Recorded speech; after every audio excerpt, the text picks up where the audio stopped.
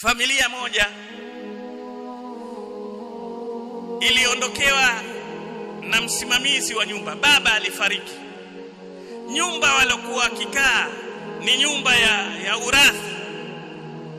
Wale walobaki maami na mashangazi wakamwambia mjane na mtoto wake mdogo, wallahi na kuna kisa hapa Mombasa nimekishuhudia, asteswa mtoto yatima na ami zake, wanawadhalilisha.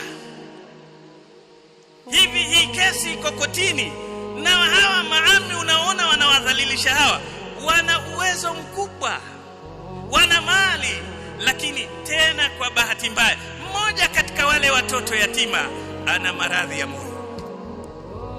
Jamani, dunia twenda nayo wapi?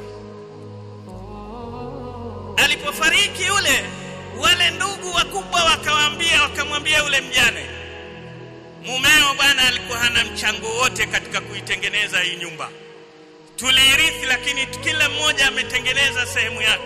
Mumeo alikuwa ameanza kutengeneza kule juu, sasa utaishi juu. Kuna rumu kule ndio mumeo ameanza kuitengeneza, lakini ile rumu haina sakafu, iko wazi kweli, inakuta 4 na mlango. Yule mjane akawa aomba mtoto wake mwenye mwaka mmoja isitokezee kunyesha mvua kubwa, kwa sababu wanaishi sehemu wazi. Ikinyesha mvua kubwa itakuwa balaa kwa mwanangu, atakufa kwa baridi.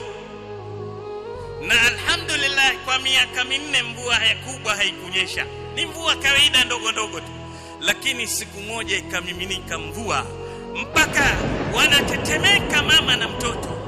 Mama anavomweka mtoto anaona yuazidi kupata baridi zaidi. Mwisho akafikiria mama, akaungoa ule mlango, akaja akauweka ukutani, akamweka mtoto chini ya mlango ili ile mvua isimpige usoni.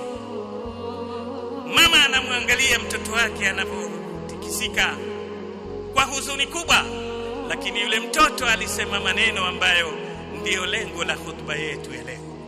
Mtoto akamwambia mama, mamangu, alhamdulillah. Ana miaka 6 na huku atabasamu. Mama akashtuka, labda alifikiri mtoto atamwambia mimi sasa nafa kwa baridi. Akamwambia, hivi wale wenzetu wanaoishi nyumba ambayo haina sakafu na hawana mlango wa kuziba maji siwapige kwenye uso, wako kwenye shida kiasi gani? Sisi alhamdulillah tuna mlango na tuziba.